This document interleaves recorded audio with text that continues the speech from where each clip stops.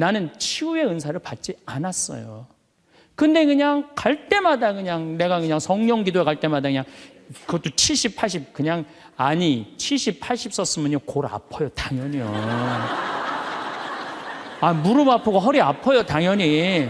아 그걸 그냥 와갖고 하느님이 그냥 신부님이 그냥 허리 아프니까 그냥 안수 좀 해달라고 그러면 그 나요 80년 동안 쓴 거를. 그럼 난 또 착하니까 해주긴 해줘요. 할머니 머리에 손을 얹고 아니 뭐 치유의 은사는 없으니까 머리에 손을 얹고 뭐라고 기도하냐면은 하느님 이 할머니 골이 아프답니다. 그래서 내가 눌러줘요. 우리 오홍진 신부님은 정말로 이 안수의 능력이 있으신 것 같아. 이쪽 쓰러진다 이쪽 100명 막 쓰러지고 막 이쪽 쓰러진다 2층 젊었을 땐 2층 쓰러져 2층 막 쓰러지고 그랬대요 정말로. 근데 나는 그렇게 20년 동안 안수 기도를 했는데 쓰러진 사람이 한 명도 없어요. 아이 정말이에요 정말. 쓰러진 사람 한 명도 없어요. 그리고 내가 안수 기도를 하면 누르면 내가 느껴요. 내 손에서 아무것도 안 나가는 게 느껴요. 누르고 있으면 뭐가 나와야지 눌러줄 거 아니에요. 뭐가 나와야지. 그래서 내가 3년 전부터 안수 기도를 안 하는 거예요. 왜 안 하느냐면은 아무것도 안 나오는데 누르고 있는 나도 한심하고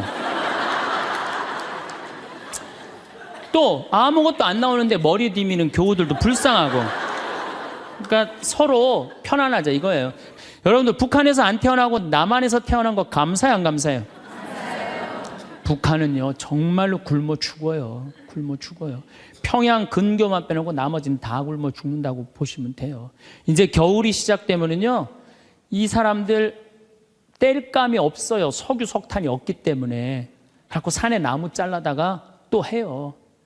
그리고 어떤 집은 작년에는요 그 뗄감조차도 없어서 밥도 못 해갖고 그대로 얼어 죽은 사람들도 많다는 거예요. 근데 우리는 얼마나 잘 먹고 잘 살아요. 감사해요 안 감사해요? 감사해요. 여러분들 후쿠시마에서 안 태어나고 대한민국에서 태어난 거 감사해 안 감사해? 그런데 왜 자살률이 세계 1위냔 말이야. 국민들이 욕심이 많아서. 욕심이. 이유는 딱 한 가지예요. 욕심이 너무 많아요. 대한민국 사람들 이 정도면 잘 사는데 왜 이렇게 욕심이 많은지 모르겠어요. 황창현 신부님의 행복 특강 지금 바로 시작하겠습니다. 영상이 마음에 드신다면 구독, 좋아요, 알림 설정 부탁드립니다. 영상 후반부에 요양병원 의사가 쓴 충격적인 양심 고백도 함께 들으시면 좋겠습니다. 참예수님 반갑습니다.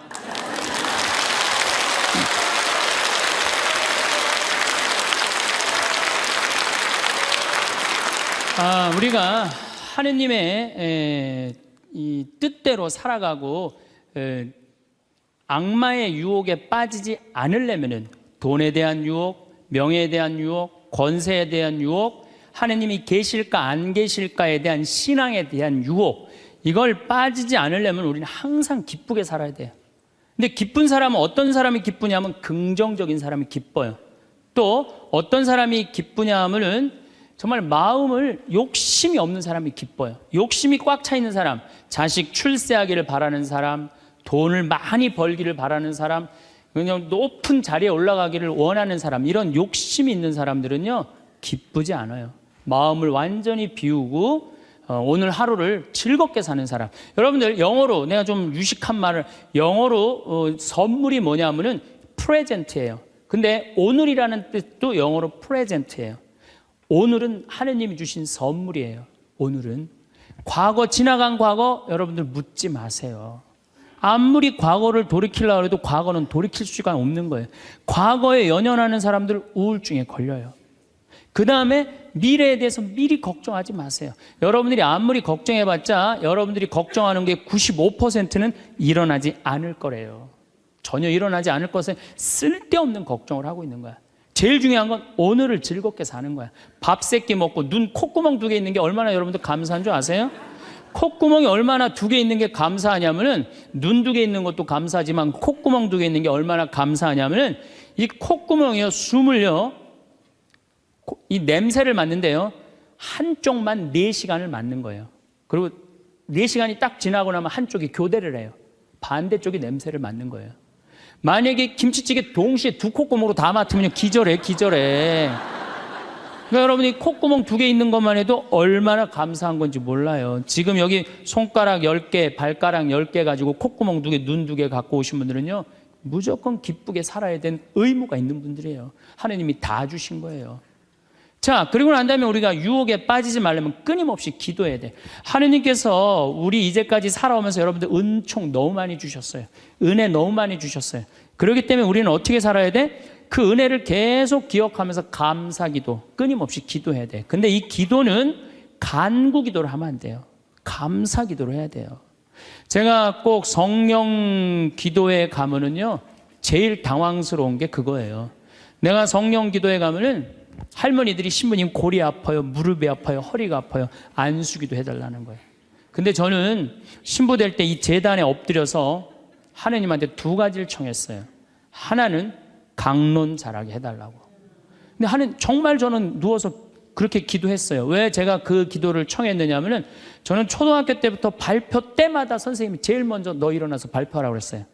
그리고 책 읽을 때도 항상 나보러 읽으라고 그랬어. 목소리가 좋으니까. 그러니까 내가 받은 달란트는 뭐야? 말하는 거, 말하는 거. 그리고 신부가 말씀 전하는 사람 아니에요. 그래서 강론 잘하게 해달라고 내가 정말로 엎드려서 간구했어요. 근데 뭐 1년에 300회, 내일도 여기 전주 중앙성당에 가서 강의하고 또 전주에 있는 중학교에 가서 그 학부형들하고 선생님들한테 강의해. 내일도 전부 단축 수업한대요. 그 선생님들도 강의 들으게 한다고 일반 학교에 가서 강의하는 거, 행복론에 대해서. 그러니까 1년에 한 300회 정도 초청 강연 다니니까 이거 소원 들어주셨어요. 난 너무너무 감사해요. 또 내가 글 잘 쓰게 해달라고. 이제까지 책 3권 썼는데 요즘 쓴 거 사는 맛, 사는 멋. 이거 정말로 많은 분들이 행복하다고 참 전화가 많이 와요. 독자들한테. 아니, 나 이 2가지 다 받았어요. 나는 더 이상 하나님한테 원하는 거 없어요. 하느님은요, 각자의 달란트가 다 달라요. 그리고 그냥 집 잘 짓는 신부님들, 또 우리 그냥 전 신부님, 내가 보기엔 사목 너무너무 잘하세요. 그러니까 그 감히 못하는 15년이 지나서 엄두도 못 냈던 저 땅을 사죠. 그러니까 아무나 사는 게 아니에요. 교우가 일치가 되기 때문에 그게 가능한 거죠. 그 다 달란트가 달라요.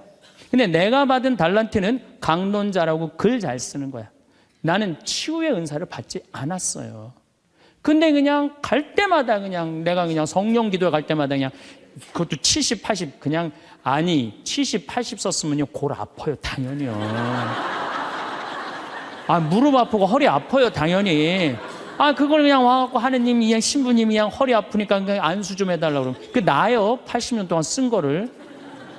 그럼 난 또 착하니까 해주긴 해줘요.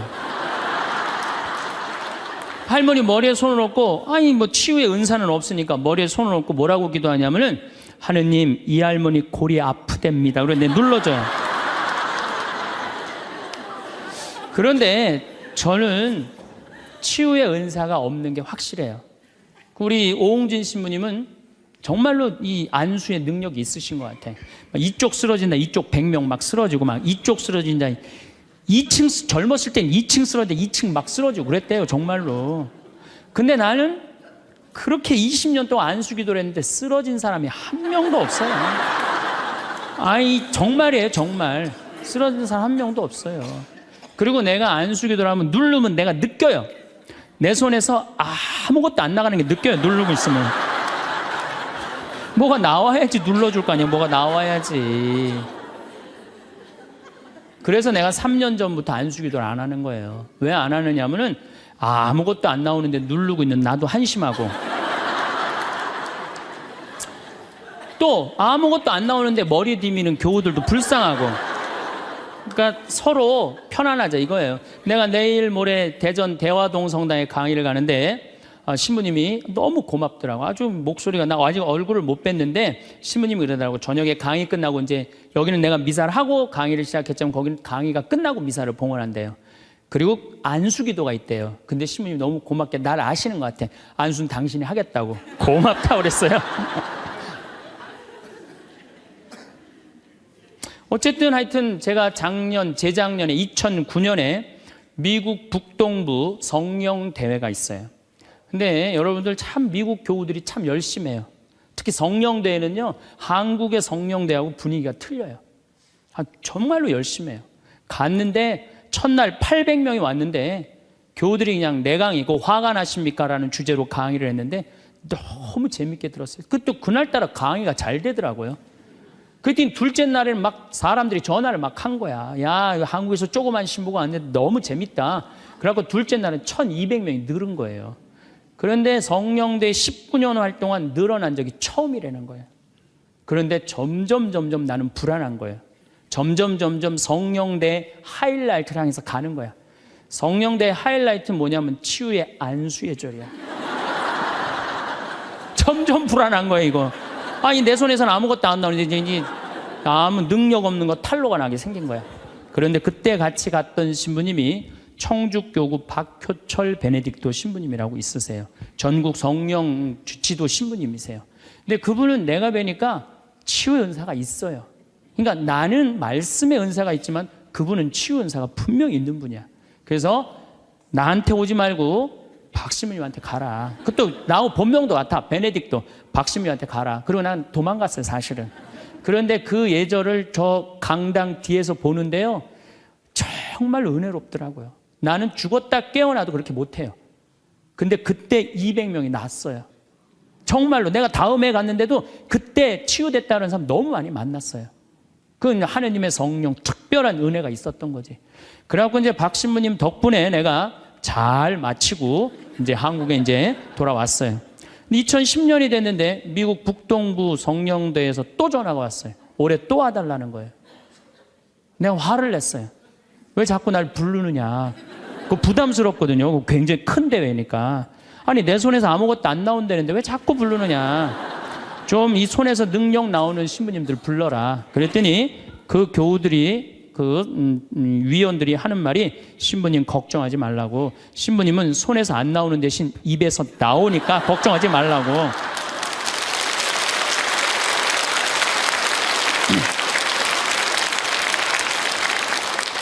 아, 그러느냐?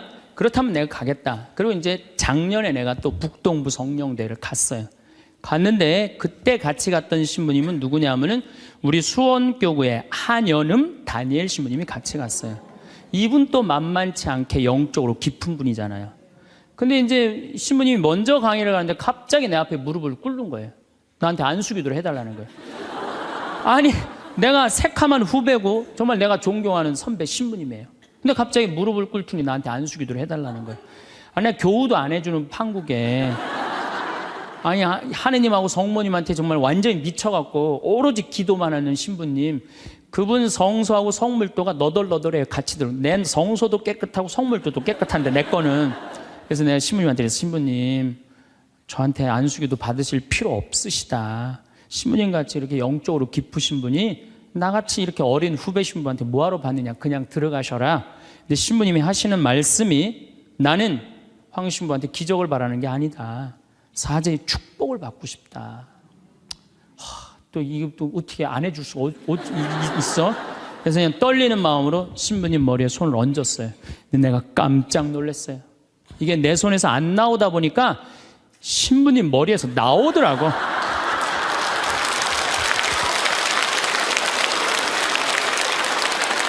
아니, 정말로 성령의 기운이 느껴지는 거예요. 정말로. 이야, 이러는 수도 있구나. 이게 내가 안 나오면 머리에서 나오는 수도 있구나. 하지만은 우리가 하느님을요, 골 아프면 골 고쳐주고, 머리 아프면 머리 고쳐주고, 무릎 아프면 무릎 고쳐주고, 허리 아프면 허리 고쳐주는 분이 아니에요. 하느님은요, 찬양 받으실 분이에요. 하느님은 영광 받으실 분이에요. 하느님 우리 심부름꾼 아니에요. 그것도 돈이나 많이 주면서 시키면 내가 몰라. 달랑 1,000원 주면서 뭘 그렇게 많이 시켜. 그러니까 자꾸 간구 기도를 하다 보면 어떤 유혹에 빠지느냐 하면은 여기가 아닌가 봐. 천군 보살한테 가는 거예요. 그래서 천주교 교우들이요, 전보로 많이 다니는 거예요. 그래서 일단 찬양기도 감사기도 하는 교우들은요, 하느님 의심하지 않아요. 그리고 얼마나 은혜로워요. 여러분들 이 공기 공짜로 마시고, 태양 공짜로 햇빛 쬐고, 이 땅 공짜로 밟고 다니고, 얼마나 감사해. 눈 2개, 콧구멍 2개, 손가락 10개, 발가락 10개 있으면 됐지. 주님께서 여러분과 함께 마음을 드높이 우리 주 하느님께 감사합시다. 말로는 맨날 마땅하고 옳은 일이래. 말로는. 감사 기도를 해야 된다는 거예요. 미사 내용 전체가 뭐냐면 감사 기도예요. 감사 기도. 그래서 여러분들 오늘 이후부터는 끊임없이 기도해야 되는데 어떤 기도를 해? 감사 기도를 해라. 감사 기도. 그리고 진정한 기도는 어떤 게 진정한 기도냐면은 저도 그런 기도를 많이 드려요. 하느님, 내가 당신의 나라를 위해서, 당신의 하늘나라를 위해서, 당신의 정의를 위해서 내가 무슨 일을 했으면 좋겠습니까? 나를 어떻게 당신이 쓰실 생각을 갖고 있습니까? 이렇게 물어볼 때 하느님의 뜻을 헤아릴 수가 있는 거예요. 그러니까 성당에는 하느님 뜻을 실천하려고 나오는 거지 하느님이 내 뜻을 실천하라고 성당에 나오는 게 절대 아니다. 근데 우리 많은 교우들은 그걸 착각하고 있는 거예요. 예수님도 마태오복음 그 산상설교의 5장, 6장, 7장에 뭐라고 그러셨어요? 주의 기도를 가르쳐달라고 그러니까 뭐라고 그랬어요? 너희들 기도할 때 많은 말 하지 말아라. 하늘에 계신 우리 아버지 이름이 거룩히 빛나시며 아버지의 나라가 오시며 아버지의 뜻이 뭐라고 그래요? 하늘에서와 같이 땅에서도 이루어지소서. 그렇게 기도하라고 그랬잖아요. 근데 우리는 그냥 성당에 나와서 계속 내 뜻만 계속 어필하는 거예요. 더욱이 여러분들 예수님하고 친해요, 안 친해요? 친하지도 않으면서 그냥 계속 이것 해줘라. 여러분들 이 생각 해봐요. 정말 친한 친구가 와서 부탁하면은 들어줘요, 안 들어줘요? 힘들어도 들어줘요. 내가 좀 고통스럽더라도 그걸 나눠줘요. 생전 본 적도 없는 친구가 와서 딱 오더니 1,000원 주더니 야, 내가 정말로 필요한 게 있는데 나 좀 도와줘라. 도와주고 싶어요, 안 도와주고 싶어요? 도와주고 싶지가 않다는 거예요. 그래서 여러분들 기도는 뭐냐면 일단은 예수님하고 친구 되기 위해 하는 거예요. 예수님하고 대화하는 거예요. 대화를 해서 예수님, 당신이라면은 이 땅을 사겠습니까? 안 사겠습니까? 당신이라면은 지금은 무슨 요즘 그 제2금융권 막 이자 막 100%, 200%, 막 1000% 하는 사람들 있잖아요. 내가 만약에 예수님이라면 과연 그런 걸 할까? 그 사람도 얼마나 고통스러운데. 내가 예수님이라면은 내 아이를 어떻게 키울까? 내가 예수님이라면은 내 남편한테 어떻게 할까? 내가 예수님이라면은 아내한테 어떻게 할까? 내 아내한테 어떻게 할까? 이걸 물어보려고 기도하는 거예요. 그래서 기도라는 것은 간구 기도가 기도가 아니야. 그래서 난 묵주기도, 구일기도 보면 딱 지향 하나 두고 그냥 기립다 기도하는데 난 정말로 마음이 아파요. 묵주기도는 저는 요즘 묵주기도 드릴 때 오늘도 내가 묵주기도 5단을 바치면서 연옥에 있는 영혼들 구원해달라고 기도했어요. 왜냐하면 성모님이요 그렇게 기도하라고 그랬거든요. 우리 그냥 계속 연옥을 위한 기도, 그 다음에 터키에서 지금 고통받는 사람들, 이런 정말 죄인들, 이런 사람들은 생전 기도하지 않고 그냥 대학 입시, 그냥 수능 잘 보게 해주고, 그냥 당 팔리게 해주고, 애 생기고 해주고, 이런 기도는 자꾸 하느님하고 멀어질 수도 있다는 얘기예요. 그걸 다 들어주지 않으세요, 하느님이. 어떻게 다 들어줘요? 내가 할 일이 있는 거지. 또 기도는 예수님의 말씀을 음미할 때 기도가 즐거워요. 예수님 묵상할 게 너무 많지 않아요? 예수님에 대해서 나는 예수님 말씀 중에 내 눈 속에 있는 들보는 보지 못하면서 남의 눈에 있는 티끌을 빼주려고 그러느냐. 자기 눈에는 들보는 못 보고 남의 눈에 티끌. 이거 내가 살아오면서 나도 그렇겠지만은 정말로 많이 봐요, 우리가. 그래서 나의 잘못, 나의 험, 나의 약점, 이거를 항상 볼 수 있도록 노력해야 되는데 우린 그런 걸 안 해요. 예수님 말씀 틀린 말 하나도 없어요. 사람이 안식을 위해서 있는 것이 아니라 안식일이 사람을 위해서 있는 것이다. 이것도 얼마나 멋있어요. 저는 요즘 오늘 국회 통과했다고 그러더라고요. FTA. 근데 난 판단이 안 서요. 왜냐하면 이거 FTA 누가 시작했냐면 노무현 대통령이 시작했어요. 그때는 한나라당이 쌍수를 들고 반대했어요.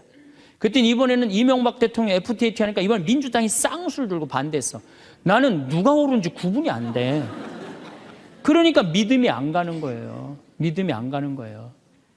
나는 정말로 사람을 위한 일이 뭔가, 예수님이 과연 어떤 의미에서 이런 말씀을 했는가, 참 묵상할 거리가 너무 많죠. 또 너희들 무엇을 먹을까, 무엇을 입을까, 무엇을 마실까 걱정하지 말아라. 하늘에 나는 새도 다 먹여줄 거다.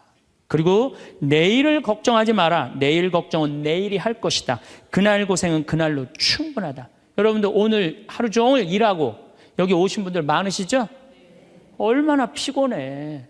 가서 씻고 누워서 그냥 쉬고 싶은데 여기까지 온 분 예수님, 내가 지금 예수님 이 자리에 있으면은 이 말 하고도 남았을 것 같아. 너희도 오늘 고생으로 충분한데 내일 걱정하지 말아라. 내가 다 알아서 해줄게. 예수님 분명히 그랬을 거예요. 이 말씀을 내 마음 안에 살아 움직일 때 여러분들은 진리가 너희를 자유롭게 하리라 처럼 정말로 자유롭게 살 수 있어. 근데 예수님 말씀이 하나도 없어. 그냥 성서 하나 붙잡고 하루 종일 묵상해 본 적도 없고 일주일 내내 묵상해 본 적도 없어. 그냥 성서를 읽은 적도 없어. 그러면은 여러분들은 기도가 어려운 거예요. 점점 기도하는 방법을 잃어버리는 거예요. 고생하며 무거운 짐을 진 너희는 모두 나에게 오라. 내가 너희에게 안식을 주겠다. 얼마나 내 멍에는 가볍다. 얼마나 좋아요. 예수님 말씀을 가만히 묵상해 보면은요, 다 위로의 말이야. 내가 너를 너무 사랑하니까 걱정하지 마라. 내가 있는데 뭐가 그렇게 걱정이 많으냐. 전부 그런 내용이에요.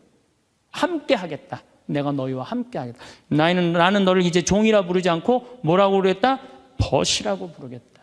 예수님 행하신 행적을 봐요.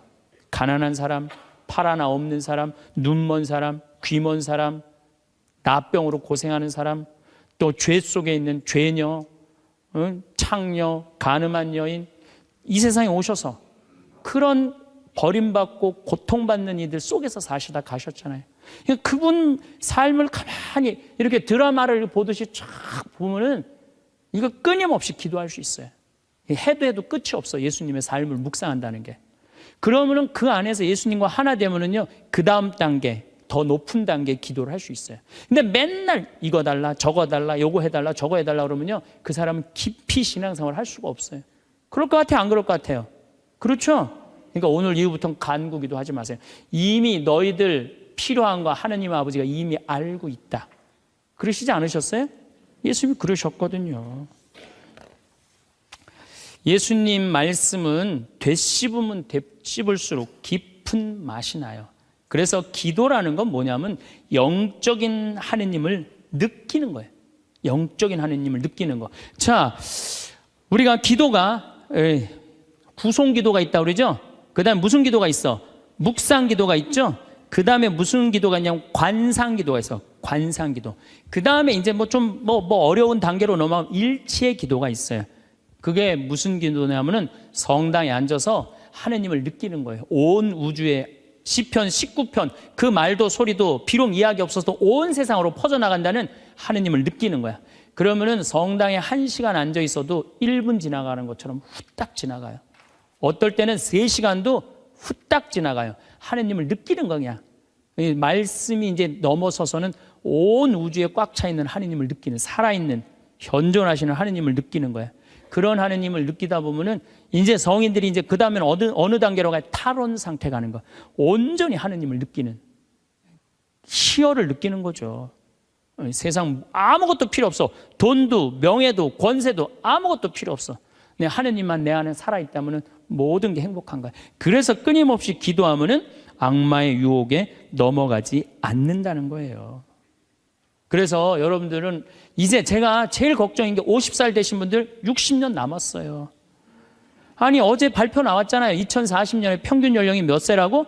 90살이에요. 그럼 여러분들 지금 50살 되신 분들 2040년이면 몇 살이냐면은 80살이에요. 80살이면 그때 가면은 또 늘어날 것 같아요? 안 늘어날 것 같아요? 또 늘어나요. 그래서 110살이에요. 그러면은 남은 60년 동안 내가 영적인 인간으로 살 거냐, 육적인 인간으로 살 거냐, 늙어서 어떻게 할 거야? 힘도 없는데 기도라도 열심히 해야지. 그래서 제일 좋은 기도는 뭐냐면은 제가 여러분들한테 청하는 건 뭐냐면은 기도 공동체 단위라는 거예요. 제가 프랑스 떼제 공동체에 가서 일주일 동안 기도를 했는데요. 3,000명씩 와요. 일주일에. 월요일부터 주일날 점심 때까지 모여서 아침 기도, 낮 기도, 저녁 기도, 그 다음에 미사. 똑같아 일주일 내내. 그런데 성당에 다니든 안 다니든 3,000명. 많이 올 땐 여름엔 3만 명이 와요. 근데 우리나라는 아직 그런 데가 없어. 일주일 내내 모여서 기도하는 데가 없어. 그래서 내가 이제 평창을 이제 내년부터 이제 시작을 할 거예요. 그래서 토요일 날 저녁에는 또 우리 부관장 신부님이 너무 노래를 예쁘게 잘해. 그래서 이제 떼제 기도를 시작을 했어요. 그래서 이제 기도하는 그런 공동체를 만들어서 여러분들도 삶에 지쳤을 때 와서 일주일 동안 60살쯤 돼갖고 일주일 정도 와서 기도하고 가면 얼마나 좋겠어요. 그렇죠? 그러니까 그런 공동체를 많이 믿는 사람들이라면 찾아다니라는 거예요. 영적인 세상을 위해서 시간을 투자하고 마음을 투자하라는 거죠. 그래서 신부님 끊임없이 기도하는데 제일 좋은 게 뭡니까? 미사 참여예요. 첫 번째 좋은 건 미사 참여. 미사 참여 1년 내내 평일 미사 다니시는 분들은요, 말할 수 없는 마음 안에 기쁨이 있어요. 1년 내내 미사 안 빠지시는 분들 제가 말씀드리는 거 무슨 말인지 아시죠? 그 시간이 얼마나 좋아. 조용하고 이 성당 안이 얼마나 세상하고 완전히 단절된 거 아니야. 그 시간만은. 그리고 예수님하고 하나 되는 시간이잖아요. 그래서 아무리 힘들어도 직장 끝나고 난 다음에 가방 들고 와서 미사 참여하고 가는 사람들, 이 사람들은 제일 행복한 사람들이에요. 그래서 미사야말로 가장 완벽한 기도다. 그래서 여러분들 주일 미사 말할 것도 없고 평일 미사 시간 내서 오시면요, 하느님께서 이끌어 주셔요. 그 다음에 두 번째, 끊임없이 기도하는 방법 중에 하나 성서 읽는 거야. 제 경험에 의하면은 구약성서부터 신약성서 끝까지, 처음부터 끝까지 완전히 정독 5번만 하면은요, 이 세상 사는 길이 보여요. 하느님의 섭리가 역사하심이 보여요. 그리고 어떻게 살아야 되는지 정말 마음에 진리가 흘러 넘쳐요. 그래서 성서를 읽어라. 성서를 정독을 해라. 맨날 그냥 불굴의 며느리, 뭐 이웃, 우리 집 여자들 이런 거 보지 마시고, 예? 그 시간에 성서를 성서 안에는 보물이 꽉 차 있어요. 그래서 성서를 적어도 5번 정도 정독을 해라. 5번. 자, 그 다음에 5번 정독을 했으면 그 다음에 할 일이 있어요. 기도 중에 정말 좋은 기도는 성지순례. 성지순례. 제가 지금 성지순례를 2년에 한 번씩 매년 정기적으로 가요. 그런데 예루살렘에 가보니까요, 예수님의 발자국이 느껴져요. 예루살렘에 가보니까. 그리고 갈릴레아 가보니까 물고기가 밤에 얼마나 튀는지, 예수님 밤새 제자들이 물고기 잡는 거 보면서 참, 물고기 저쪽에서 튀는데 이쪽에서 막 한 것 같아 보니까 그냥 예수님이 그 2000년 전에 행하셨던 말씀, 그게 다 살아 움직이는 거예요. 이집트에 가서 출애굽 경로를 밟아서 시나이산 꼭대기, 모세가 십계 받으러 갔는데 올라가 보고 예루살렘에 내가 들어갈 때 이스라엘 백성이 얼마나 기뻤을까 느껴져요. 사도 바오로가 예수님 이제 다마스커스에서 회개하고 난 다음에 이 그리스, 터키 이거 전부 교회 세우러 7개, 필라델피아 교회, 이런 교회들 전부 다 세우러 가는데 지난 2월 달에 갔다 왔거든요. 그냥 예수님이 그냥 막연하게 멀리 느껴지는 게 아니라 예수님이 살아 움직이는 거예요. 그래서 여러분들 성지순례 참 중요한 거. 물론 우리나라 안에도 좋은 성지들이 너무 많아요. 우리 성인들이 얼마나 예수님을 사랑했는지. 그러니까 시간 되면은 돈 모아서 제일 남는 거, 가장 적은 돈으로 가장 최고의 효과를 낼 수 있는 건 성지순례. 그래서 예루살렘 한 번은 갔다 오라는 거예요. 예루살렘. 나는 아직까지 하느님 20년, 30년 믿으면서 예루살렘, 베틀레헴, 나자렛 한 번도 아직 갔다 온 적이 없다. 한번 손 들어보세요. 내가 절대 욕 안 할 테니까 한번 손 들어보세요. 손 들어. 한 번도 안 갔다 왔다. 손 들어보세요. 자, 이 사람들 이거 회개해야 되는 사람들이에요. 자, 여러분들 이 세상에 한 번 오셨어. 내가 하느님을 믿어. 하느님을 믿는데 예수님이 활동하고 가신데 한 번 좀 가보고 싶지 않아요? 그럼 지금부터 개 모으세요. 개 모으셔갖고, 나는 우리 여의도 순복음교회가 한 번 거기 성주순례를 갔는데 몇 명이 한 3,000명이 갔다. 3,000명. 3,000명이. 여러분들도 우리 능평성당 내가 있을 때 어른들 700명 갔잖아요. 한번 한 2년 개 모아갖고 우리 전 신부님이랑 한번 1,000명 한번 쫙 한번 가봐요. 그럼 아마 일대 너무 은혜를 많이 받을 거예요. 그 은혜는 마치 이스라엘 백성이 에집트를 200만 명이 뭐 200명 그건 뻥이겠지만은 어쨌든 하여튼 가듯이 그런 뜨거움을 아마 느끼실 거예요. 저는 그래서 우리가 끊임없이 기도하는데 정말 좋은 거는 성지순례다. 돈 모아서 성지순례 가라. 다시 한번 말씀드리지만 재물은 쓴 것만 재물이에요. 쓴 것만 내 재물이에요. 제가 지난번에 산호세 강의를 갔는데 나를 비행기장에 데려다 준 자매가 하나 있어요. 친구가 5억을 떼어먹고 갔대요. 재산이 싹 날아갔대요. 근데 유일하게 자기가 아깝지 않았던 거, 성지순례 간 것만 아깝지 않더래요. 그거 갔다 오기를 얼마나 잘했는지, 성지순례 때마다 갔다 온 게 그것만 자기 마음 안에 살아 움직이더래요. 여러분들도 나중에 이 돈 저 돈 떼어먹고 땅 치고 통곡하지 말고 미리 지금 돈 모아서 성지순례 갔다 오십시오. 그리고 묵주기도 우리가 가장 쉽게 할 수 있는 기도예요. 누워서도 할 수 있고, 뭐 반신욕하면서도 할 수 있고, 걸어가면서도 할 수 있고. 묵주기도도 성모님 말씀대로 죄인들의 회개를 위해서, 연옥 영혼들의 고통 덜어주기 위해서, 그 기도가 저는 묵주기도 중에 가장 아름다운 기도라고 생각을 해요. 그래서 우리의 기도를 불쌍한 영혼들이 많이 기다리고 있으니까 그런 지향을 두고 그냥 수능 잘 보게 해주고 애 생기게 해주고 월세 나가게 해주고 땅 팔리게 해주고 그런 기도하지 마시고, 이렇게 끊임없이 기도하는 사람은요 악마의 유혹에 빠질 시간이 있겠어요 없겠어요? 당연히 없어요. 당연히. 자, 그 다음에 어떤 처지에서든 감사하여라. 감사하는 사람 또 유혹에 안 빠져요. 여러분들 북한에서 안 태어나고 남한에서 태어난 거 감사해요 안 감사해요? 북한은요 정말로 굶어 죽어요. 평양 근교만 빼놓고 나머지는 다 굶어 죽는다고 보시면 돼요. 이제 겨울이 시작되면은요 이 사람들 땔감이 없어요. 석유 석탄이 없기 때문에. 갖고 산에 나무 잘라다가 또 해요. 그리고 어떤 집은 작년에는요 그 땔감조차도 없어서 밥도 못 해갖고 그대로 얼어 죽은 사람들도 많다는 거예요. 근데 우리는 얼마나 잘 먹고 잘 살아요. 감사해요 안 감사해요? 감사해요. 여러분들 후쿠시마에서 안 태어나고 대한민국에서 태어난 거 감사해 안 감사해? 이거 여러분들 깊이 묵상해야 돼요. 왜냐하면 일본은 1년에 지진이 5,000번 일어나요. 5,000번. 하루에 15번 일어나요. 더 놀라운 거는 이번 12월 1월 달에 지진이 또 일어난다는 게 지금 감지가 된다는 거예요.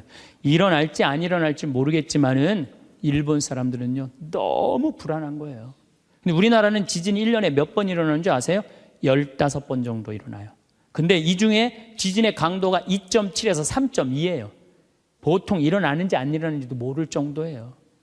근데 일본은 막 일어나면 4.0만 넘어가면요 정말 천둥 소리 얼마나 불안한지 몰라요. 나는 그걸 경험을 했어요. 지진이라는 게 무시무시해요. 근데 우리는 아무런 그런 게 없이 살잖아요. 이번에 이 터키 지진 일어났죠? 지진 일어났는데 여진이라고 그래요. 한 번 꽝 하고 난 다음에 계속 흔들리는 게 1,500번 일어나는 거. 1,500번. 근데 우리는 얼마나 행복한 나라에서 살아. 그런데 왜 자살률이 세계 1위냔 말이야. 국민들이 욕심이 많아서. 욕심이. 이유는 딱 한 가지예요. 욕심이 너무 많아요. 대한민국 사람들 이 정도면 잘 사는데 왜 이렇게 욕심이 많은지 모르겠어요. 여러분들 그 한국처럼 잘 먹고 잘 사는 나라가 없어요. 여러분들 이탈리아라는 나라 잘 살아 못 살아요? 잘 살죠?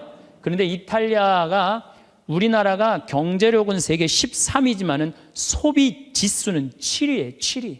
정말 잘 먹고 잘 사는 나라가 우리예요. 내가 뭐 예전에 방송에도 한번 말씀드렸지만 우리나라 갈비집에 가보면요 진짜 잘 먹어요. 갈비 막 먹으러 가면은요 막 이렇게 한 상 반찬 나와요. 그냥 그 계란찜, 그 다음에 무슨 뭐 단호박 삶은 거, 메추리알, 뭐 그 다음에 무슨 뭐 사라다, 무슨 야채 사라다, 국물 김치, 뭐 별게 다 나와요. 그 다음에 파란 국수 말아서 나와요. 그리고 4명이 하면 4인분 시켜요. 4인분 시키면 그냥 배가 빵빵해. 한국 사람들은 배 빵빵하면 안 돼. 갈비집에 가고 배 터질 때까지 먹어야 되냐. 2인분 더 시켜요. 더 시켜서 먹고 난 다음에 그래도 우린 분이 안 풀려.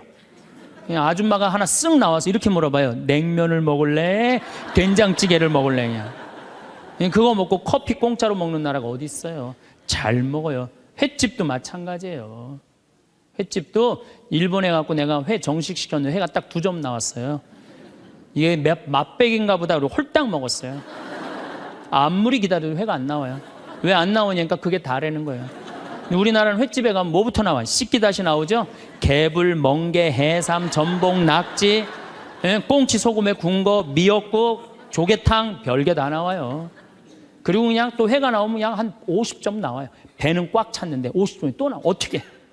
먹는 방법이 있어요. 상추에다가 회를 올려요. 그 다음에 마늘하고 고추하고 된장을 찍어갖고 상추를 동그랗게 말아요. 그 다음에 목구멍으로 밀어 넣는 거예요. 보면 계속 목구멍까지 찼어. 그래도 분이 안 풀려. 어떻게 하느냐면은 매운탕 또 시켜 밥 한 그릇 또 해갖고. 그런데도 왜 자살률이 세계 1위냔 말이에요. 왜 15,400명이 죽냔 말이에요. 1년에 하루에 42명씩 자살을 하냔 말이에요. 왜? 1시간에 2명씩 지금 뛰어내려서 죽고 있어요. 우리나라에.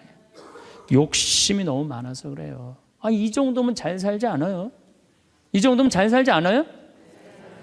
여러분들, 우리 여기 할머니들 1959년에 우리나라가 UN 120개 국가 중에 GNP가 몇 위였느냐면 119위였어요. 1959년에. 꼴등이야, 꼴등. 그때는 정말로 똥구멍이 찢어지게 가난하게 살았어요. 똥구멍이. 다시 한번 똥구멍 찢어지는 거 얘기해 드릴게요. 9월에 추수하면 2월에 먹을 게 떨어져요. 보리는 5월에 피는데. 그러면 그냥 무슨 칡해서 먹고 쑥해서 먹고, 그것도 안 되면 4월 달에 소나무 속껍질 벗겨요. 햇빛에 말려갖고 갈아갖고 쌀은 요만큼, 소나무 껍질은 이만큼. 그러니까 밥을 져서 먹으면 등짝에 붙었던 배가 쑥 나와요. 얼마나 좋아. 근데 문제는 이 섬유질은 소화가 안 돼요. 수분만 빠지고 다시 딱딱하게 대장에 가서 돌덩어리가 되는 거야. 똥을 넣으면 부드러운 똥이 나오는 게 아니야. 이 돌덩어리가 나오는 거야. 그러니까 이 돌덩어리를 빼내니 집집마다 뒷간에서 똥구멍 찢어지는 소리가 그냥 이 집 저 집에서 막 나는 거예요. 그게 1959년에 있었던 일이에요. 1959년. 그런데 불과 60년 만에 이렇게 잘 살 수가 없어요. 이렇게 잘 살 수가 없어요. 여러분들, 저는 요즘 그리스 보면서요, 정말로 내가 대한민국 사람이라는 게 얼마나 자랑스러운지 몰라요. 그리스라는 나라는 지금 BC 526조에 BC 526조. 그런데 이거 그리스라는 나라 우리나라보다 훨씬 못 살아요. 우리나라보다 30이야. 경제 규모가 3분의 1밖에 안 되는 나라예요. 그리스라는 나라가. 그런데 이 나라가 전부 빚 갖고 사는 거, 빚 갖고. 애 셋 낳으면 일 안 해도 돼. 애 셋 낳으면 다 우유값까지 다 나와요. 양육비 다 나와. 대학 들어가갖고 뭐 3년, 4년, 뭐 1학년 다니다가 2학년 다니기 싫어하고 10년 후에 들어가면 그때도 공짜야. 끝날 때까지 공짜예요. 뭐 갖고? 빚 갖고. 그래갖고 좀 이제 이 빚이 이렇게 나라 빚이 많으니 허리띠 좀 졸라 매자 그랬더니 내 연금은 못 깎는다. 맨날 데모하는 거예요. 그 다음에 막 정부 기관에 그냥 저기 막 전기 끊고. 그게 저러고 있는 거예요. 지금 아직도. 근데 우리나라는 1997년에 IMF 터졌을 때 어땠어요? 국민들이 전부 뭐 했어요? 금 모았잖아요. 금. 내가 그래서 여러분들 마지막으로 금 모으기 운동이 우리가 얼마나 대단한 건지 지금부터 잠깐 읽어 드릴 테니까 한번, 이게 누가 쓴 거냐면 이름도 무지 어려워요. 슝홍빙이라는 중국 사람이 쓴 거예요. 이게 베스트셀러예요. 냉전 시기 미국의 맹방이던 또 하나의 나라 한국은 금융위기가 닥치자 미국의 구원에 손을 내밀었다. 한국 사람들은 미국이 그토록 단호하게 거절하리라고는 꿈에도 생각하지 못했다. 우리가 도와달라고 그랬는데요, 싹 거절했어요. 월가를 대표하는 재무부는 끝까지 반대했다. 심지어 올브라이트가 경제학을 모른다고 비난하기까지 했다. 결국 클린턴 대통령은 재무부에 손을 들어주었다. 여기서 그 다음에 중요한 얘기가 나와요. 재무장관 로버트 루빈이 보기에 이번 위기야말로 한국 경제의 빗장을 열어젖힐 절호의 기회다. 그러니까 이제 IMF 때 우리나라에 들어와서 기업 다 먹을 기회다, 이 얘기예요. 그는 구원을 청하는 옛 맹방인 한국을 과거보다 훨씬 가혹한 조건으로 대하라고 지시했다.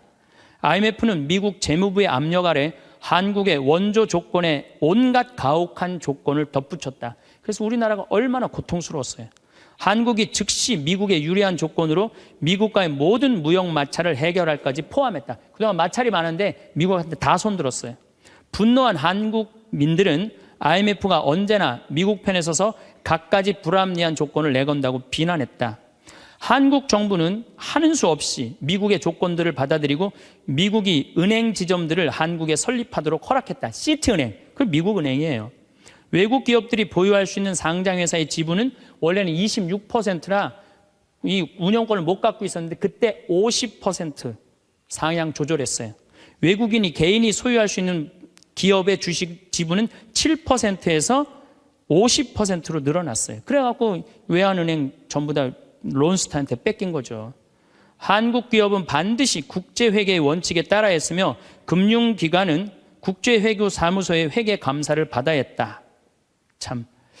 그러나 국제금융재벌들은 한국의 강한 민족성들을 너무 얕잡아 보았다. 한국의 협의를 체결하기만 하면 당장이라도 몰려들어 사냥감을 물어 뜯을 판이었다. 우리나라 현대, 삼성 다 먹을 판이었다는 얘기예요. 그런데 고립무원, 완전히 고립무원의 사면 초가에 빠진 한국인들은 나라를 구하겠다는 일념으로 너도 나도 금모기 운동에 나서서 정부를 도왔다. 이때 금모은 게 21억 달러예요. 한국에 돈 한 푼도 없었을 때.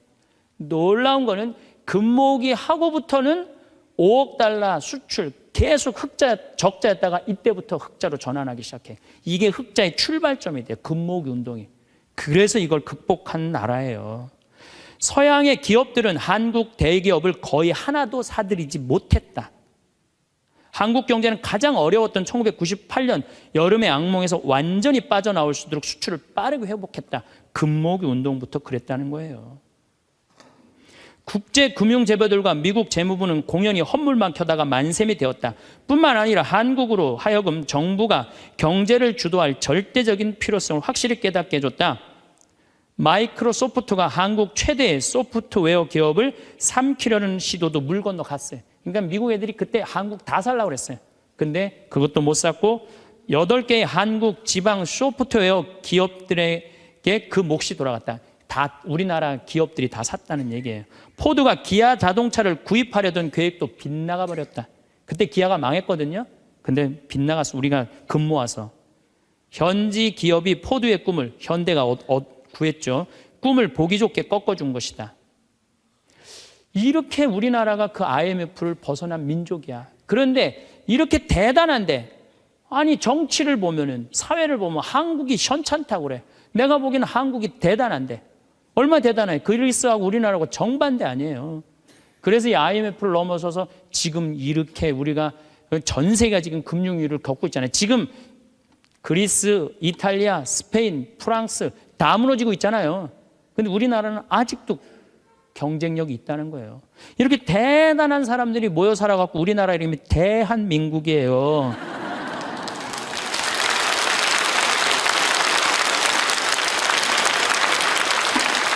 아니 그럼 이렇게 기가 막힌 나라에 살면서 국민들이 감사해야 될 거 아니야.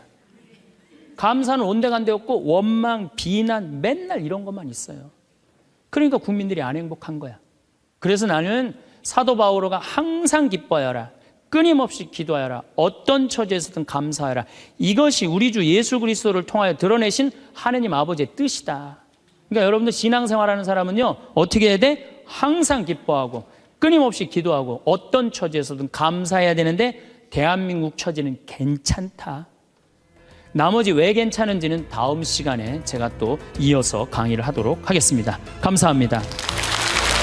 부모님이 날로 노쇠하는 모습에 대부분의 자녀들은 안타까움을 느끼고 있을 겁니다. 하지만 그런 생각을 진지하게 해보는 사람은 드뭅니다. 오히려 부모의 자식 걱정이 더 크고 이런 부모-자식 관계 때문에 자식은 자칫 부모가 늙어가는 데 대해 심각하게 생각하지 못하는 경우가 많은 것 같습니다. 문제는 어느 순간 부모님이 건강 수명을 넘기면서 발생합니다. 요즘 아무리 젊게 사는 시대라고 해도 환갑을 넘기는 순간 체력은 급격하게 저하됩니다. 무엇보다 수명은 길어졌지만 건강 수명은 그다지 늘어나지 않았다는 점에 유의해야 합니다. 100세 시대가 열렸다고 하지만 알고 보면 참으로 가슴 찡한 인생입니다. 평생 열심히 살고 은퇴 후 안락한 노후를 보낼 때쯤엔 이미 노쇠하고 병들어 이런저런 약을 먹고 병원을 출입해야 하기 때문입니다. 더구나 배우자를 먼저 보내고 혼자 남으면 문제는 더 심각해집니다. 병원 출입을 해야 하는데 배우자가 없으니 자녀들이 더 자주 돌봐줘야 하지만 자식도 먹고 살기 바쁘니 잘 보살펴 드리기 어려운 게 현실입니다. 나이가 들면 다시 어린이로 돌아간다는 말이 있습니다. 하지만 자식들은 잘 눈치를 채지 못합니다. 체력이 저하되고 경제력이 취약해져 자식에게 자주 기대고 싶어 하는 게 일반적입니다. 하지만 자식들은 늘 어린 시절에 강인했던 부모님을 생각합니다. 그러나 현역에서 물러나고 고위를 넘긴 부모는 더 이상 어린 시절의 슈퍼맨이나 슈퍼우먼이 아닙니다. 결국 오래 살게 되면서 부모 간병이 새로운 부담이 되고 있습니다. 하지만 제 손으로 돌보는 것은 어려워지고 있습니다. 통계청에 따르면 부모의 노후는 가족, 정부, 사회가 함께 돌봐야 한다는 견해가 62.1%였습니다. 직전 조사 시점인 2020년보다 0.5% 증가하였습니다. 가족이 돌봐야 한다는 응답은 19.7%로 2년 전보다 2.3% 줄어 첫 10%대에 진입했습니다. 부모님이든 본인이든 요양원, 요양병원, 실버타운 가운데 어딘가로 갈 가능성이 큰 시대가 됐다는 의미입니다. 연로한 부모를 요양원에 모신 후 돌보고 있는 지인은 자신은 나중에 거동이 불편하더라도 요양원에는 가지 않겠다고 합니다. 그곳에 있는 부모의 현실이 보기 안타까웠던 모양입니다. 그러나 부모가 자의에 의해 요양원에 입원하지 않았듯이 그 또한 자신의 의사보다 자식의 편의에 따라 요양원에 갈 확률이 높습니다. 자녀들은 이런 부분에 대해 별로 깊은 이해가 없고 주위 사람의 말을 따를 가능성이 크기 때문입니다. 요양병원에 근무하는 어느 의사 선생님의 글을 먼저 소개해 드리겠습니다. 요양병원에 면회 와서 서 있는 가족 위치를 보면 촌수가 딱 나온다. 침대 옆에 바싹붙어 눈물 콧물 흘리면서 이것저것 챙기는 여자는 딸이다. 그 옆에 뻘쭘하게 서 있는 남자는 사위다. 문간쯤에 서서 먼 산 보고 있는 사내는 아들이다. 복도에서 휴대폰 만지작거리고 있는 여자는 며느리다. 요양병원에 장기 입원하고 있는 부모를 그래도 이따금씩 찾아가서 살뜰히 보살피며 준비해온 밥이며 반찬이며 떠먹이는 자식은 딸이다. 아들놈들은 침대 모서리에 잠시 걸터앉아 딸이 사다 놓은 음료수 하나 까먹고 이내 사라진다. 아들이 무슨 신주딴지라도 되듯이 아들 원하며 금지옥엽 키워놓은 벌을 늙어서 받는 것이다. 딸 하나, 10 아들 부럽지 않는 세상인 것을 그때는 몰랐다. 오늘도 우리의 미래가 될 수많은 그들이 창살 없는 감옥에서 의미 없는 삶을 연명하며 희망 없는 하루하루를 보내고 있다. 그들도 자신의 말로가 그렇게 될 줄은 전혀 몰랐을 것이다. 자신과는 절대 상관이 없는 이야기라고 믿고 싶겠지만 그것은 희망사항일 뿐 결코 남의 이야기가 아니다.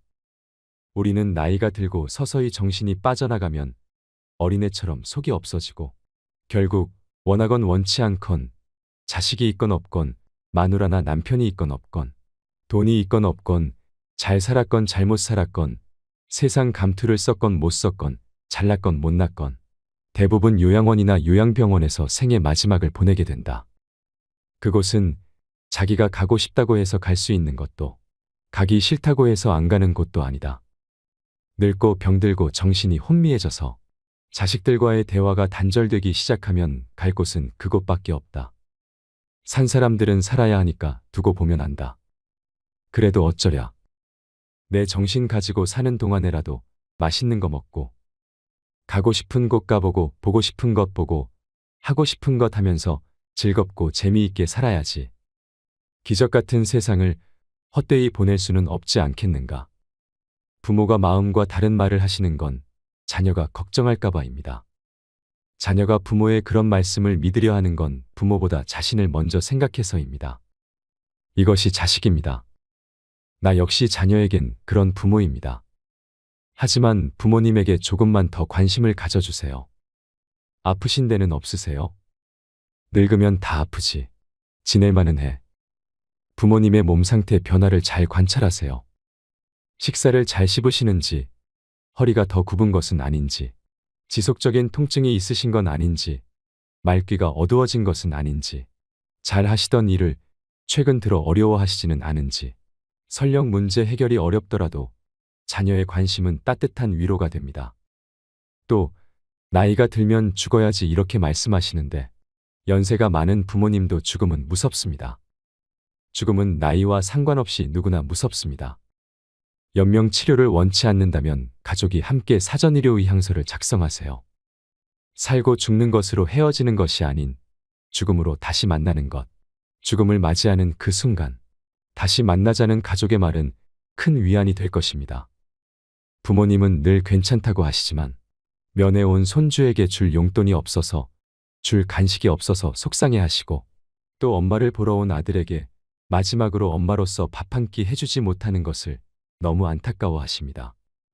가끔 전화해서 엄마라고 불러주세요. 이러나 저러나 자녀의 목소리를 들어야 안심하시는 것이 부모니까요. 어느 한 어머니가 자식들에게 쓴 편지를 읽어드리겠습니다. 요양원에 나를 보낼 자식에게. 가족들은 요양원 생활을 하겠다는 내 생각에 반대할지도 모른다. 그러나 대부분의 우리 세대들이 그리 생각하는 것처럼 나도 가족들의 짐이 되고 싶지 않다. 그렇게 해야 내 마음이 편할 것 같다. 그래서 몸은 가라앉아도 정신이 양호하다면 내 스스로 요양원을 찾을 것이다. 하지만 알츠하이머 병 등으로 그런 판단조차 할 수 없는 때가 온다면 그때 나를 요양원으로 보내라고 이 글을 통해 부탁하련다. 얘들아, 나의 뇌가 나와 너희들을 내 기억에서 밀어냈을 때 나를 요양원으로 보내다오. 우리 엄마는 그림 그리기를 좋아하니 펜과 종이를 늘 마련해 주세요. 낙지는 못 드세요 등등. 내가 좋아하는 것과 싫어하는 것을 그곳 사람들에게 미리 알려주렴.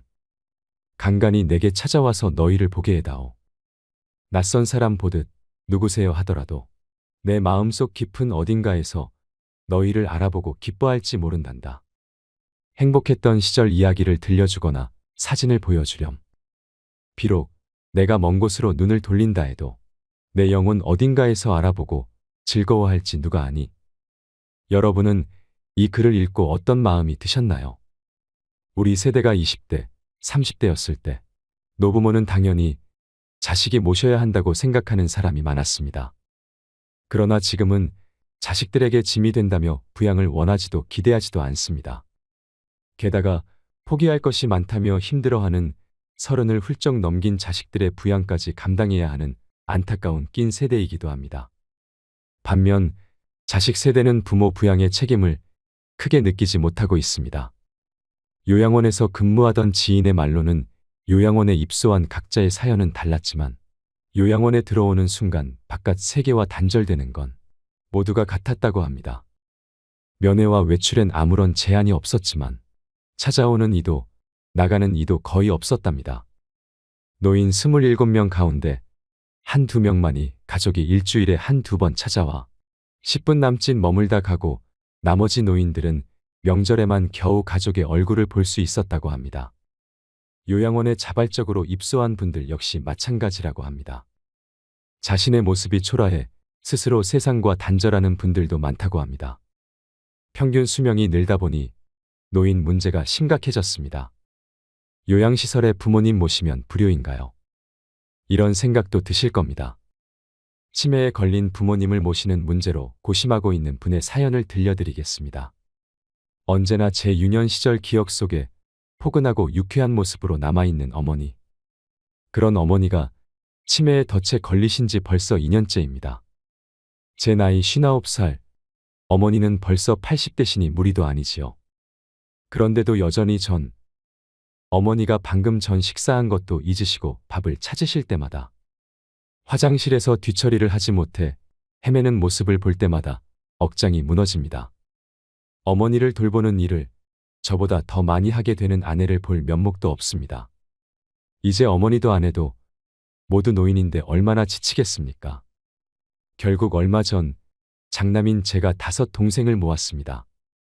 무거운 마음으로 요양병원 얘기를 꺼냈죠. 다들 말이 없더군요. 내심 제가 계속 어머니를 모시길 바라는 눈치였어요.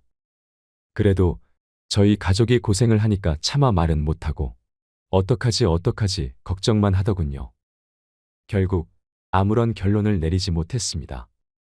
동생들에게 어렵게 말은 꺼냈지만 저도 사실 결정이 바로 서진 않습니다. 어머니가 우릴 어떻게 키웠는데 요양병원이라니요. 이런 불효자가 있을까요? 하지만 매일 마주하는 현실이 너무 어렵습니다. 저는 어떻게 해야 할까요? 이와 같은 고민을 안고 사는 가정은 더 이상 소수가 아닙니다. 부모를 집에서 모셔야 효도라는 걸 머리로는 알지만 사회구조가 변화하면서 효자 노릇이 버거운 사람이 많습니다. 과거처럼 어르신 부양을 가족이 도맡는 것만이 진짜 효도일까요? 먼저 제도적 변화와 함께 필요한 건 각 개인과 가정이 우리 집안의 노년기에 대해 함께 대화하고 합의점을 찾는 것입니다.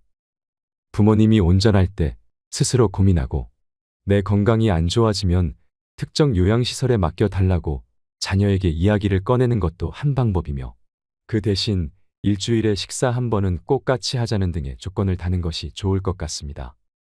부모님 부양 방식에 대한 결정을 내리기까지 가족 내 눈치 싸움도 적지 않은 만큼 분란을 줄이기 위해 이견을 조율할 조정자를 결정할 필요도 있습니다. 상황이 나빠지기 전에 가족이 미리 협의하고 필요하다면 주 보호자를 정해 그 사람에게 결정의 정권을 맡기는 것도 좋은 방법입니다. 어쩔 수 없이 요양원이나 요양병원에 장기 입원하고 있는 부모님은 가족에 대한 그리움과 고독이 가득하실 것입니다. 힘들더라도 최대한 자주 찾아가서 살뜰히 보살피고 대화를 나누시면 좋겠습니다. 삶의 지혜를 느끼시는데 도움이 되는 좋은 글을 소개해 드리겠습니다. 어느 요양병원 의사가 쓴 글입니다. 몇 년 전 일이다. 나와 같은 병실에 80세가 넘으신 할아버지가 계셨다. 할아버지의 병은 깊었다. 할머니는 성경을 읽으며 지극정성으로 할아버지 곁을 지켰다. 아침 저녁으로 할아버지 가족들이 병실을 다녀갔다. 내 아버지, 이번엔 못 일어나신다. 이젠 화장실 걸음도 못 하신다. 조금 전에도 의사가 호스로 오줌 빼주고 갔다. 할머니는 눈물을 글썽이며 아들에게 말했다. 아들은 아무 말이 없었다. 그날 저녁 할아버지 막내딸이 병실로 찾아왔다. 지방에서 올라온 막내딸은 할아버지 손을 잡고 한참을 울었다. 할아버지는 말이 없었다. 막내딸은 3일 동안 할머니와 함께 병실에서 잠을 잤다. 아빠, 나 이제 가봐야 하거든. 아빠하고 같이 있고 싶은데 그럴 수가 없어.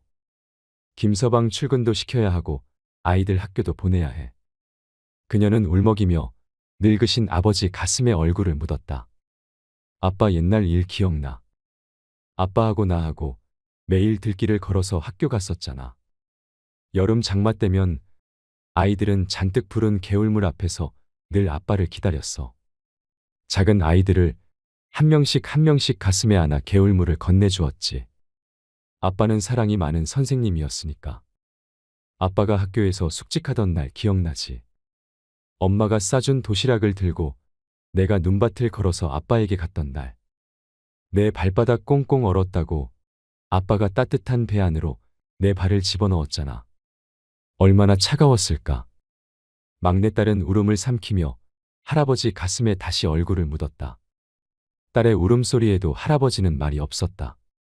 아빠, 나 이제 가야 돼. 꼭 다시 일어나야 돼. 아빠 꼭.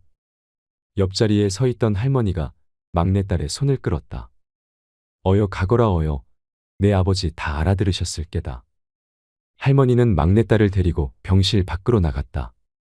잠시 후 할머니는 눈물을 닦으며 병실 안으로 들어왔다. 조금 전에 나간 아이가 우리 막내딸이라오. 아버지 사랑을 많이 받고 자랐지요. 응석바지로 자라 지금도 아빠 하잖아요. 이제 제 아버지 눈이나 감으면 와야지 뭐. 아버지를 끔찍히 좋아했는데 아버지 얼굴을 마지막으로 본다고 생각하니 얼마나 슬펐을까. 바로 그때 할아버지 목소리가 들려왔다. 임자, 임자. 할아버지는 가쁜 숨을 몰아쉬며 일으켜 달라고 했다. 할머니와 나의 부축을 받으며 할아버지는 한 걸음씩 창가 쪽으로 걸어갔다. 할아버지는 힘겨운 숨을 고르며 창밖을 살폈다. 창문밖 멀지 않는 곳에 정문 쪽으로 걸어가는 막내딸의 뒷모습이 보였다.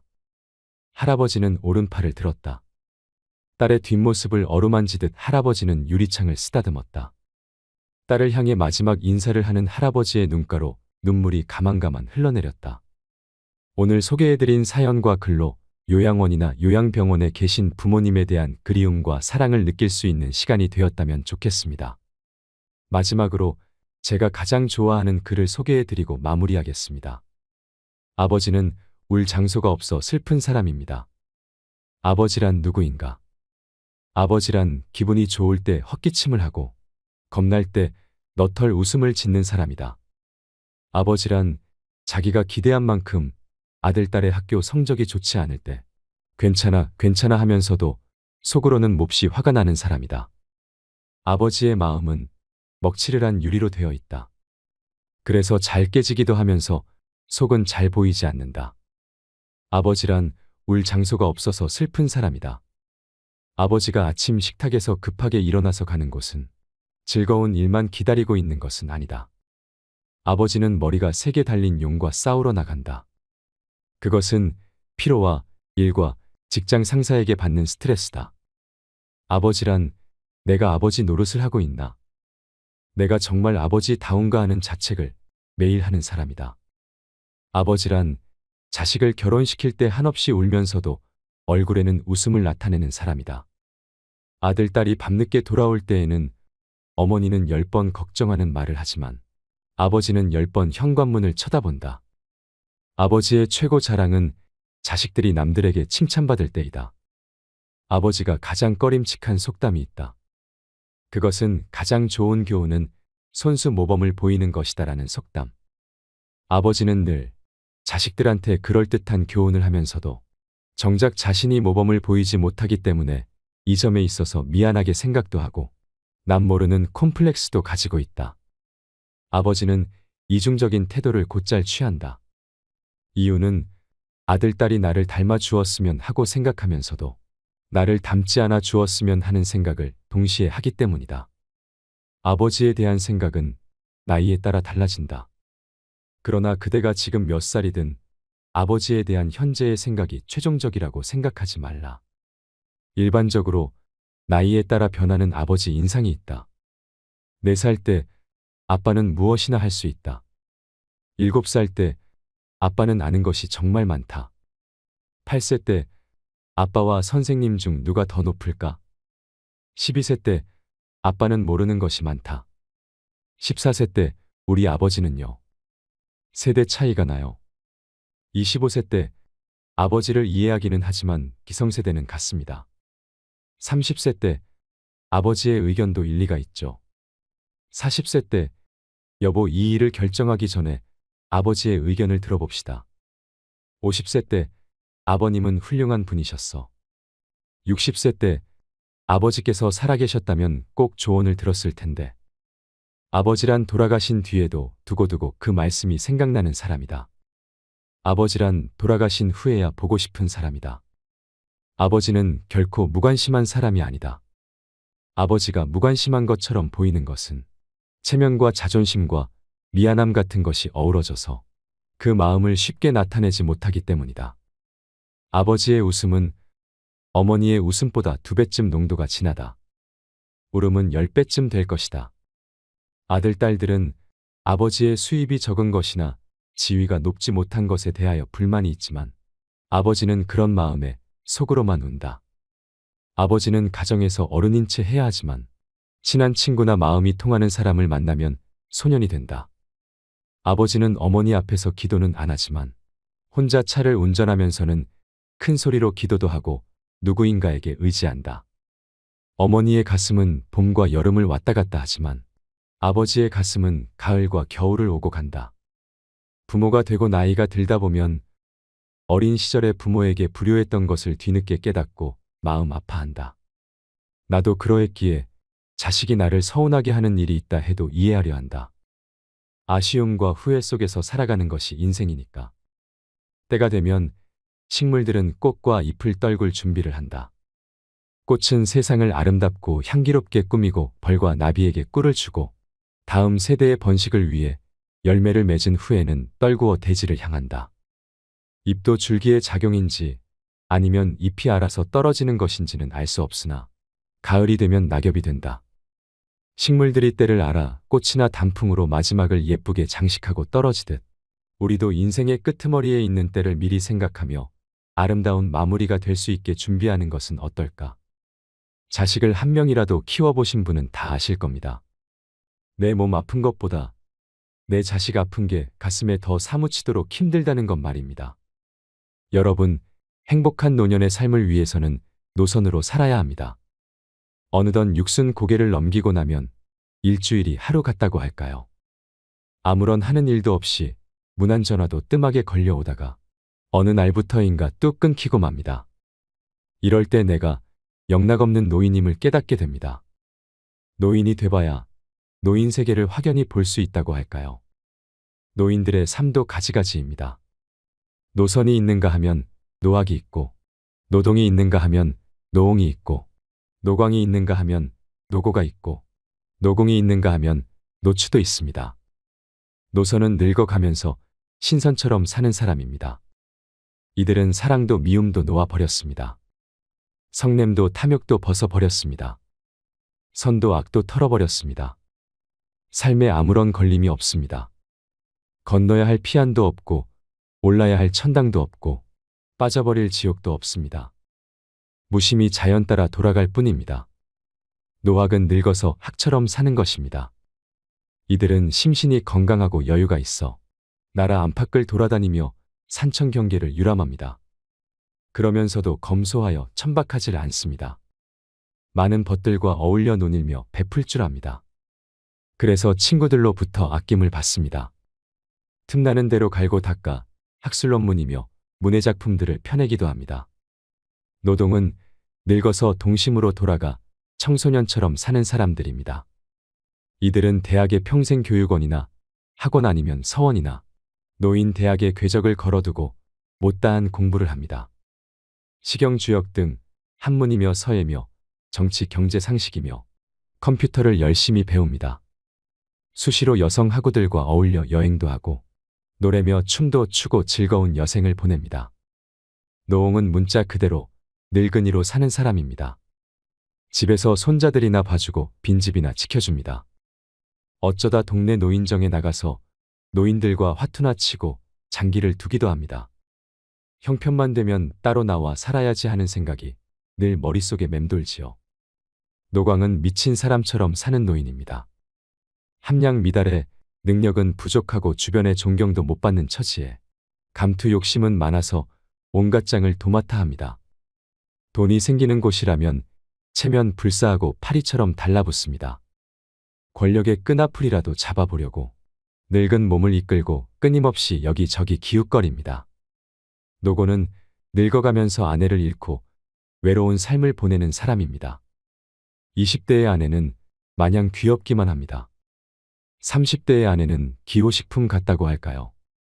40대의 아내는 어느덧 덮서서는 안 될 가재도구가 되어버렸습니다.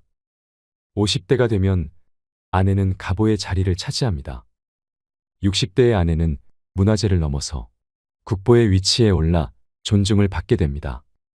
그런 귀하고도 귀한 보물을 잃었으니 외롭고 쓸쓸할 수밖에요. 노공은 늙어서 수중에 돈 한 푼 없는 사람입니다. 아침 한술 뜨고 나면 집을 나와야 합니다. 갈 곳이라면 공원 광장뿐입니다. 점심은 무료 급식소에서 해결합니다. 석양이 되면 내키지 않는 발걸음을 돌려 집으로 들어갑니다. 며느리 눈치 슬슬 보며 밥술 좀 떠넣고 골방에 들어가 한숨 잡니다. 사는 게 괴롭습니다. 노추는 늙어서 추한 모습으로 사는 사람입니다. 어쩌다 불치의 병을 얻어 다른 사람 도움 없이는 한시도 살 수 없는 못 죽어 생존하는 가련한 노인입니다. 인생은 자기가 스스로 써온 시나리오에 따라 자신이 연출하는 자작극이라 할까요? 나는 여태껏 어떤 각본을 창작해왔을까 생각해보지만 이젠 고쳐 쓸 수가 없습니다. 그러나 이 연출의 핵심은 남은 인생의 후반전을 어떤 자세로 살아가느냐에 있습니다. 바로 노선으로 사는 일입니다. 천상병 시인의 노래처럼 아름다운 이 세상 소풍이라 생각하며 여유롭고 아름답게 살 일일 것입니다. 이상으로 책틀맨이었습니다. 오늘도 끝까지 시청해 주셔서 감사드립니다.